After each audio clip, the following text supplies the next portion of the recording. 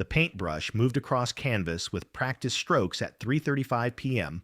on January 22, 1979. A woman stood on the eighth floor balcony of the Anes Asaf building, her easel positioned to capture afternoon light falling across Rue Verdun below. She wore faded jeans and a paint-stained blouse, absorbed in rendering Beirut's architectural details. Her neighbors had grown accustomed to seeing her there. This eccentric British woman who spent hours painting street scenes and rescuing stray cats. They found her bohemian and harmless. Below her balcony sat a red Volkswagen, parked in a space she had monitored for 12 days. The car appeared unremarkable. Inside its chassis, concealed beneath ordinary components, were packed 100 kilograms of plastic explosives. The detonator lay within reach among her art supplies. Two Chevrolet station wagons approached from Snubra, moving through traffic at unhurried speed. The lead vehicle carried Ali Hassan Salama, operations chief of Black September and architect of the Munich massacre, along with 4 bodyguards trained in counter-surveillance and armed response. Salami was traveling to his mother's apartment for a birthday celebration, following a route he had used repeatedly over recent months. What Salami did not know, could not have known despite his years of training in operational security and his awareness that Israeli intelligence had hunted him since 1972, was that the woman painting peaceful street scenes was not a British charity worker. She was Israeli. Her name was not Erica Chambers, the identity on her authentic British passport, but an operational designation assigned by Mossad. Behind her bohemian appearance and artistic ability lay training in surveillance, explosives, and the psychological techniques required to cultivate trust while preparing betrayal. She had been inserted into Beirut with a single objective: to facilitate the elimination of the man responsible for 11 Israeli deaths at Munich. The convoy passed the red Volkswagen and turned onto Rue Madame Curie. The explosion that followed had its origins 7 years earlier, when Palestinian terrorists transformed the 1972 Summer Olympics into a massacre. The Munich massacre had occurred on September 5, 1972, during the Summer Olympics in West Germany. 8 Palestinian terrorists from Black September had infiltrated the Olympic Village before dawn, killed 2 Israeli athletes immediately, and taken 9 others hostage. The crisis unfolded over 21 hours of failed negotiations, botched rescue attempts by German police, and ultimately a firefight at Fürstenfeldbruck Airport that left all 9 remaining hostages dead, along with 5 terrorists and 1 police officer. The images broadcast worldwide transformed what should have been a celebration of international sport into a symbol of terrorism's capacity to strike anywhere. Israel's response was immediate and uncompromising. Prime Minister Golda Meir authorized Operation Wrath of God, a covert assassination campaign targeting Black September's leadership.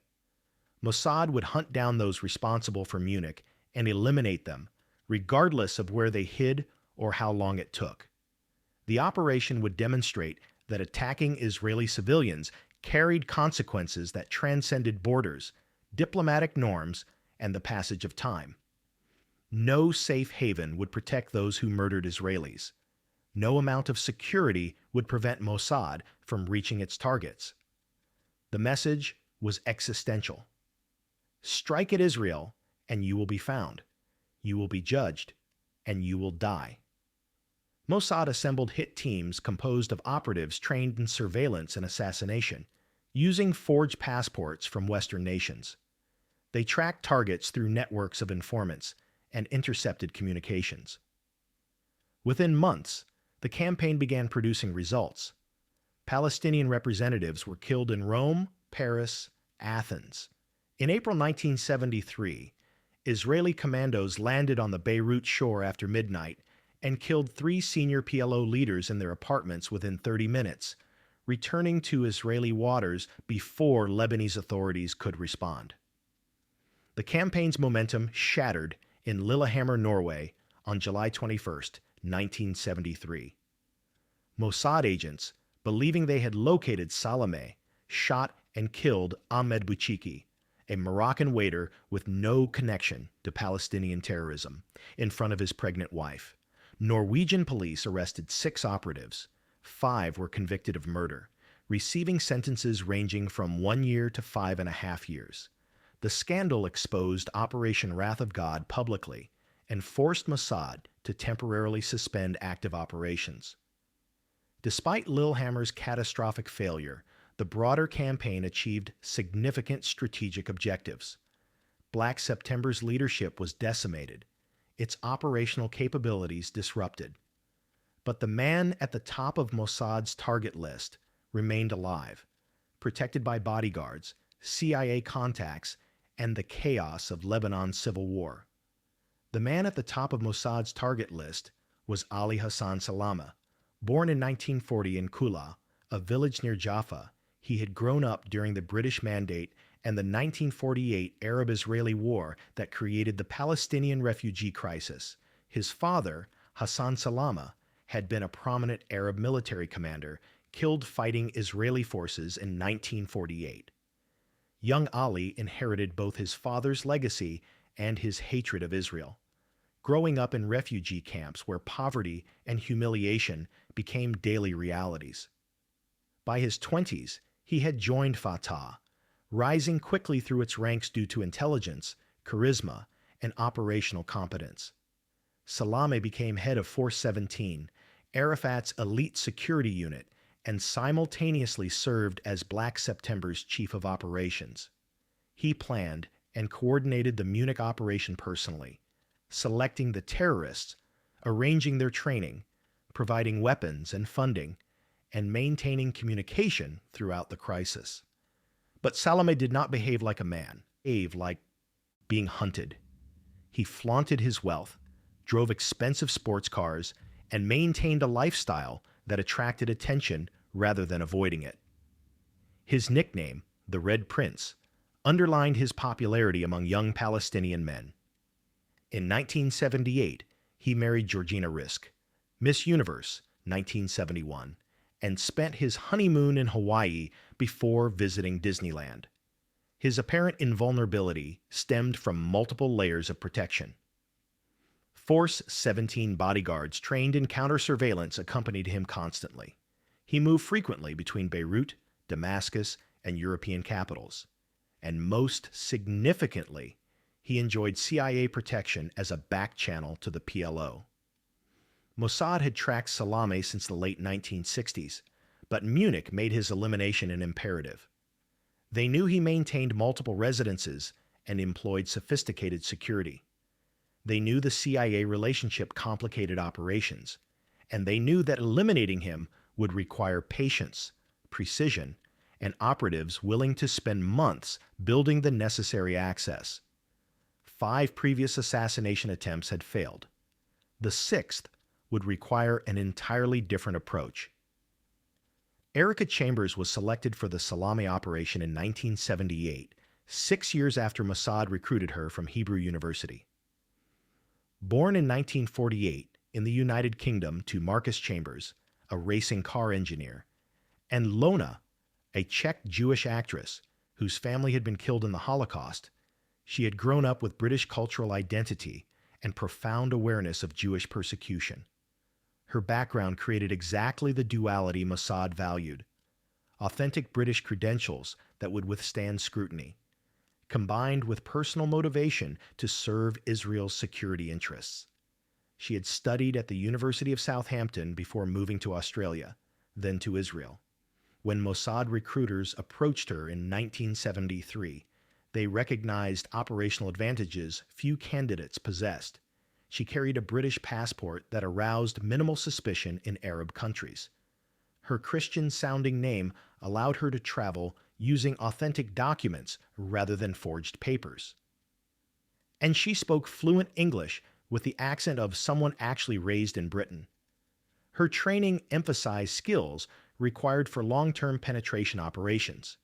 She studied surveillance detection, trained in weapons and explosives, and underwent psychological conditioning designed to prepare her for the isolation inherent in deep cover work. In 1975, Mossad established her false legend as a British aid worker and amateur artist interested in Middle Eastern humanitarian causes. The organization created employment records, forged references, and a travel pattern consistent with someone genuinely committed to humanitarian assistance. Between 1975 and 1978, she participated in several Mossad operations, building experience in maintaining cover identities under stress and managing the psychological compartmentalization required to live as multiple people with contradictory loyalties. By 1978, when Mossad intensified efforts to eliminate Salome through Operation Mavir, Chambers had established herself as one of the organization's most capable female operatives. Her combination of authentic British credentials, humanitarian cover, artistic abilities, and psychological resilience made her the optimal choice for an operation requiring months of patient surveillance in close proximity to a heavily guarded target. Her mission would require her to become someone Salome would trust completely, someone so convincingly benign that even trained counter-surveillance operatives would dismiss her as irrelevant. The operational plan developed for targeting Salome was methodical and multi-phased, reflecting lessons learned from Lillehammer and 5 subsequent failures. Michael Harari, who had escaped Norway, took command of Operation Mavir. The code name, meaning burner in Hebrew, reflected the objective: to incinerate Salome and the sense of invulnerability surrounding him. The planning began with intelligence gathered by Agent D, who had been living under deep cover in Beirut since 1974. Mossad had inserted him with instructions to make no contact with Salome. Agent D violated those instructions systematically. He enrolled at Salome's gymnasium, engineered a conversation about squash, and over months developed a genuine friendship with the man he was tasked with helping to kill. The relationship provided intelligence that distant surveillance could never achieve. Through Agent D's cultivation, Mossad learned Salome's patterns with precision. He left his residence most mornings between 11 and noon. He traveled regularly down Rue Madame Curie, a one-way street extending 300 meters before reaching an intersection. After the turn, 3 parking spots lined the street. The configuration created an ideal opportunity for a vehicle-based operation, but positioning required an operative who could maintain continuous surveillance from a vantage point overlooking the target street, confirm Salome's presence, and trigger detonation at exactly the right moment. The operative needed cover that justified remaining in the same location for weeks without arousing suspicion. Mossad decided the operative should be female, bohemian in appearance, engaged in activities disconnected from military operations. Someone painting street scenes, feeding stray cats, working with Palestinian charities. Someone whose presence would seem so benign that counter-surveillance operatives would dismiss her as irrelevant. Erica Chambers entered Lebanon in November 1978 on her authentic British passport. Her cover positioned her as a charity worker supporting Palestinian refugees, motivated by humanitarian concern. She carried references from administrators at organizations existing primarily on paper. Her stated purpose was working with a Palestinian charity called the House of Steadfastness of the Children of Tel Sada. The cover was convincing because substantial portions were real. Chambers actually worked with the charity, actually provided assistance to refugee children, actually developed relationships with Palestinian families who viewed her as a sympathetic foreigner. She attended meetings, participated in fundraising, and demonstrated knowledge beyond what someone merely performing a role could sustain. Simultaneously, other Mossad operatives entered Beirut using forged documents, creating distinct identities with no apparent connection to Chambers. 2 agents traveled as Peter Scriver and Roland Kohlberg with British and Canadian passports. Their role was providing logistical support, conducting parallel surveillance, and preparing the explosive device. On January 10, 1979, Chambers paid 3,500 Lebanese pounds to rent an eighth-floor apartment in the Anis Asaf building on Rue Verdun. The location was not coincidental. The apartment provided unobstructed sight lines to the street below, ideal for observing vehicle movements and confirming target identification before detonation. She established patterns reinforcing her cover. Each morning she emerged onto the balcony with canvases, brushes, and paints, positioning her easel to capture Beirut's architectural details. She painted actual scenes demonstrating genuine artistic ability. Neighbors grew accustomed to seeing her there for hours. She also fed stray cats, earning a reputation as kind and slightly odd. The eccentricity worked to her advantage. People expect artists and animal lovers to deviate from normal patterns. Through her charity work, Chambers engineered a meeting with Salame. The circumstances appeared organic, a coincidental introduction at a social function. Salame took a liking to her, finding her interesting, someone from outside Palestinian political circles where his position required constant vigilance. Over following weeks, he invited her to additional functions, treating her as a welcome addition to Beirut's international community. The relationship allowed Chambers to learn details about his routine. She discovered he spent most afternoons with his wife at her apartment in Snubra. When not in meetings, he frequented the gymnasium and a sauna facility. The information allowed Mossad to map his movements with accuracy that transformed abstract surveillance into actionable targeting data. Mossad planners initially considered bombing the sauna, but vetoed the plan due to excessive civilian casualties. The car bomb emerged as the optimal method. Salame's security protocols made close proximity operations nearly impossible. A remotely detonated car bomb offered the possibility of eliminating him without requiring operatives to be physically present. Agent D played a crucial role in final preparation. Under cover of vacation, he traveled to Jordan, where Mossad operatives provided him with furniture containing 100 kilograms of plastic explosives. He drove the furniture across 2 international borders. Border. Officials asked routine questions, but never conducted thorough inspection. Another Mossad operative acquired a red Volkswagen and rigged it with the explosives, positioning charges to direct blast force horizontally. The rigged Volkswagen was parked along Rue Madame Curie, where any vehicle traveling down the street would pass within lethal blast radius.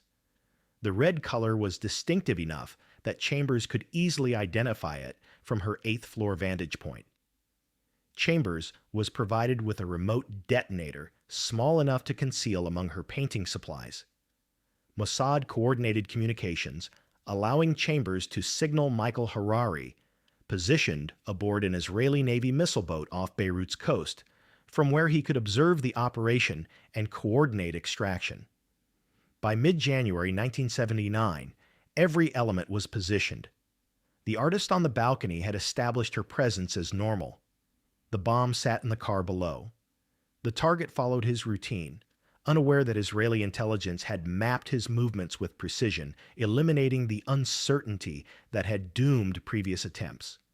All that remained was waiting for Salame to follow his routine one final time. On January 22, 1979, Salame left his wife's apartment in a convoy of 2 Chevrolet station wagons headed toward his mother's residence. The day was unremarkable by Beirut standards. Afternoon traffic moving at normal pace. Salame sat in the lead vehicle with 2 bodyguards. The second wagon followed closely, carrying 2 additional 417 operatives. Chambers was on her balcony painting when the convoy appeared, her easel positioned as it had been for weeks. She had been observing the street since early afternoon, waiting with the patience deep cover operations require. The red Volkswagen sat below in the same space it had occupied since being positioned days earlier. At 3:35 p.m., the convoy passed the Volkswagen and began the turn onto Rue Madame Curie. The detonator was activated. Whether Chambers pressed it herself or signaled another operative remains unclear, a detail obscured by operational security. 100 kilograms of plastic explosives detonated with force that shattered the lead station wagon, sending metal fragments through the air in a radius extending to surrounding buildings and pedestrians. The explosion devastated Salama's vehicle. He remained conscious, but mortally wounded, steel shrapnel embedded in his head and throughout his body. His bodyguards were killed instantly. Salami was rushed to the American University Hospital, where surgeons attempted emergency procedures that could not address the severity of his injuries. He died on the operating table at 4:03 p.m., 28 minutes after the detonation. The 4 bodyguards in both vehicles were killed, but casualties extended beyond Salama's security detail. 4 civilian bystanders were killed when the blast radius encompassed areas beyond the immediate target zone. Among the dead were a West German, none, a British secretary named Susan Wareham, and 2 other civilians. 18 additional people sustained injuries ranging from minor lacerations to serious trauma requiring hospitalization. The explosion shook Beirut. Michael Harari watched through a telescope from the missile boat offshore, confirming detonation and initiating extraction protocols. Within minutes of the blast, Chambers left her apartment, abandoning painting supplies but carrying nothing connecting her to Mossad. She moved through predetermined extraction routes to the Beirut shore, where a boat transported her and 2 other operatives to the missile boat offshore. By the time Lebanese security forces began examining the bombing site, all Mossad personnel involved in Operation Mavir had departed Lebanon. Agent D remained in Beirut long enough to avoid suspicion before departing through normal travel channels.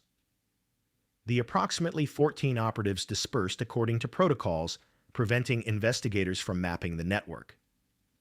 Salame was buried on January 24, 1979, at Martyrs Cemetery before a crowd estimated at 100,000 mourners. Yasser Arafat served as pallbearer. His statement to the assembled crowd emphasized continuity rather than despair. "We will continue to march on the road to Palestine. Goodbye, my hero." The words transformed the assassination into propaganda, reinforcing Palestinian narratives about resistance. The assassination achieved its objective 7 years after Munich, eliminating the individual Israeli intelligence considered most responsible. But the operation's cost extended far beyond the intended target. For Erica Chambers, extraction from Beirut was swift, but psychologically jarring. By the following day, she was back in Israel, debriefed by Harari and senior Mossad leadership. The operation remained classified. Chambers could not discuss what she had done, could not seek external psychological support that might help her understand what it meant to have facilitated 9 deaths while engaged in artistic activity that had become partially genuine. Palestinian intelligence launched investigations, discovering a trail of addresses in Geneva and Germany that Mossad had deliberately planted to suggest West German intelligence involvement. The deception created confusion about attribution, but the investigation meant Chambers could never return to Lebanon or use her British cover identity in similar operations. Her operational career in that persona had concluded the moment she departed Beirut. Chambers remained with Mossad, transferred to other assignments. She received no public recognition for what she had accomplished. The operation that made her one of Mossad's most successful operatives also ensured she could never claim that success publicly or process what it meant to have killed 9 people while painting peaceful scenes. The psychological toll of deep cover assassination operations is rarely acknowledged in intelligence success narratives. Organizations celebrate operational achievements, but the human costs borne by operatives who spend months living false identities while preparing to kill receive minimal institutional attention. Chambers had been Erica the British charity worker for weeks, genuinely painting Beirut's streets, genuinely working with Palestinian refugee children, genuinely developing relationships with neighbors who viewed her as kind. The performance of authenticity had become partially real in ways that created lasting confusion about which aspects were operational cover and which reflected genuine responses. Identity dissolution is common among operatives maintaining deep cover for extended periods. The boundary between assumed persona and authentic self becomes indistinct. Chambers had painted actual street scenes with real artistic engagement. She had fed stray cats because she genuinely cared. She had worked with Palestinian children because the work had meaning. These activities were simultaneously authentic human experiences and elements of a false identity constructed to facilitate assassination.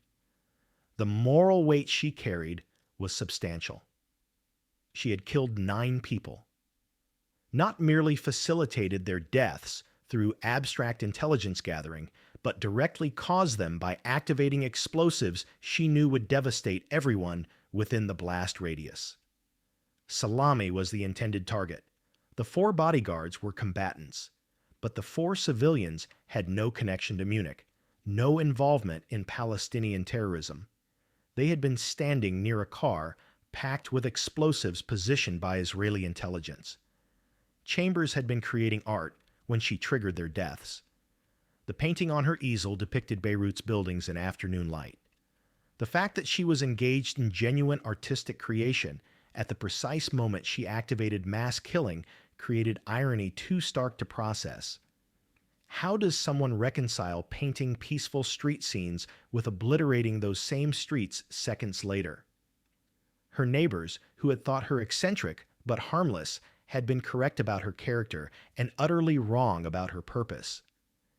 The charity workers who trusted her had experienced genuine kindness from someone simultaneously preparing to kill.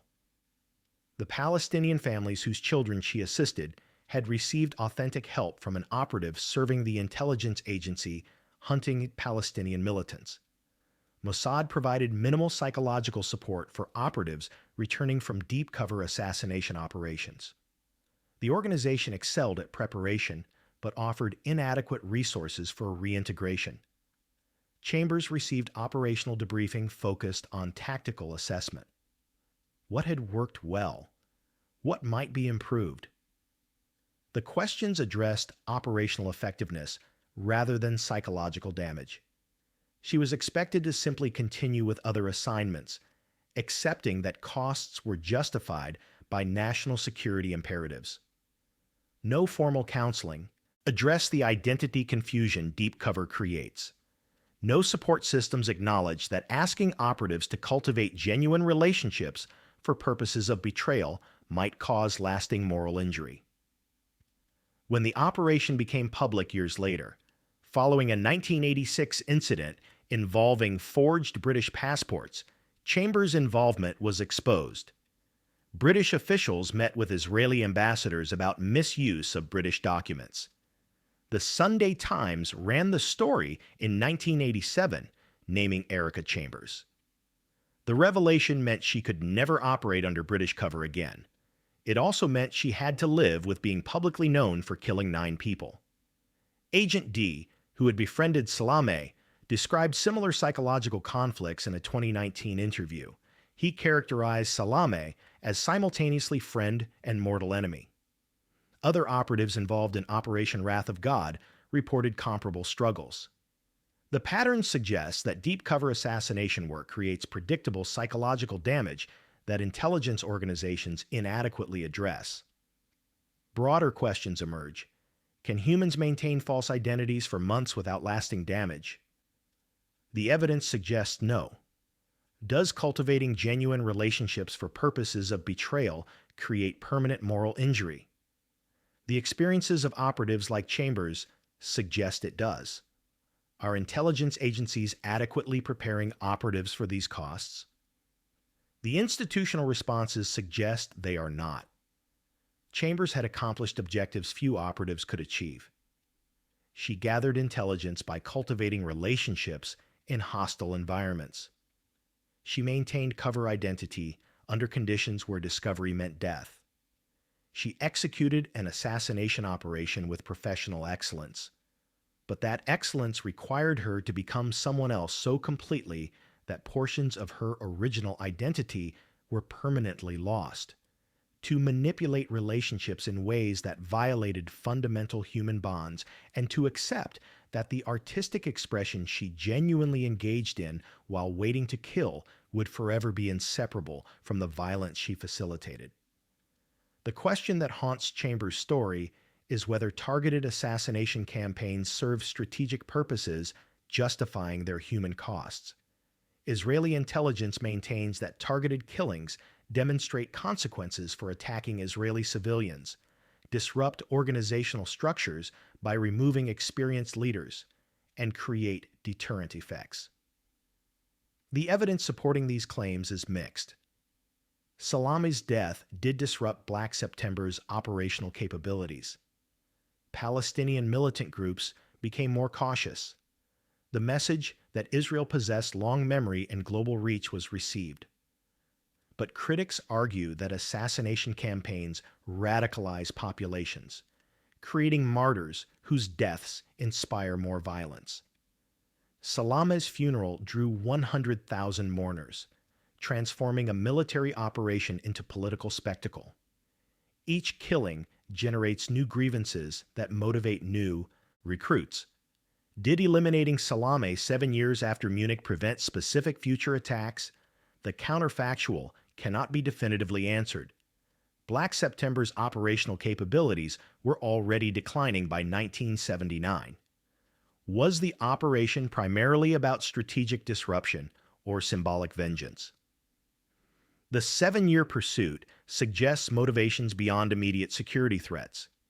The commitment to hunting Salameh despite 5 failed attempts, the Lillehammer disaster, and CIA protection complications indicate that his elimination held significance transcending rational cost-benefit calculations.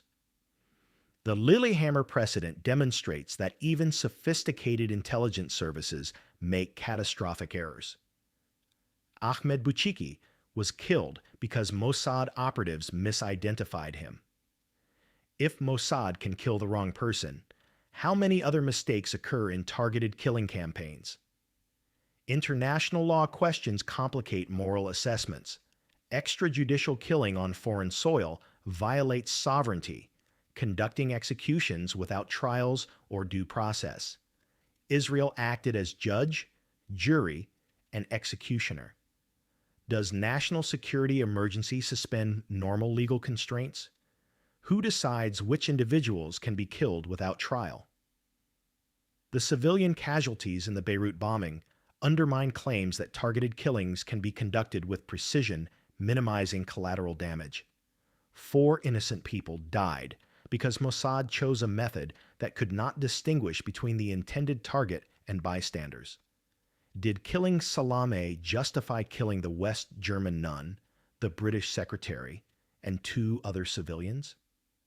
Israeli intelligence celebrates Chambers as an operative who served her country with distinction.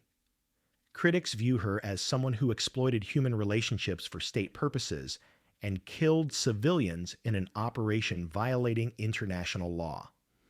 Both perspectives contain truth.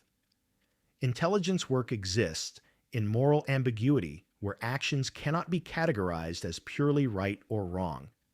Chambers operated in that ambiguous space, doing work she believed necessary while paying psychological costs she could not have fully anticipated. The paintbrush moving across canvas at 3:35 p.m. on January 22, 1979, was both artistic expression and operational cover. Chambers was genuinely painting that afternoon, creating actual art while simultaneously occupying a surveillance position. The duality was not performance masking reality, but rather 2 realities existing simultaneously, inseparable and irreconcilable. She painted street scenes showing peaceful Beirut life, the buildings and architectural details that defined the city's character. the very streets where moments later 9 people would die. Art capturing life while preparing to destroy it, creation and destruction occurring in the same moment through the same person. What happened to those paintings remains unknown. They represent the permanent entanglement of contradictory human activities that deep cover operations demand. The balcony where she painted was both operational necessity and profound metaphor, a space where art and assassination intersected, where authentic human creativity occurred simultaneously with planned violence, where an operative performed a role so convincingly that the performance became partially real, leaving her unable to fully separate who she was from who she pretended to be. Was what Chambers did heroic or tragic? The answer depends on perspective. Israeli intelligence views her as an operative who served with distinction, eliminating a man responsible for Munich. Critics see someone who exploited human relationships, killed civilians, and suffered permanent psychological damage serving objectives that may not have achieved their strategic aims. Both perspectives contain truth. Intelligence work exists in moral ambiguity where actions cannot be categorized simply. Chambers operated in that ambiguous space, doing work she believed necessary while paying costs she could not have fully anticipated. Her legacy is not triumph, but complexity. A life spent serving objectives that required sacrificing the very things that make life meaningful: authentic identity, genuine relationships, and the ability to trust that the person you became while painting peaceful scenes was actually who you were, rather than another operational cover concealing purposes you could never fully acknowledge or escape.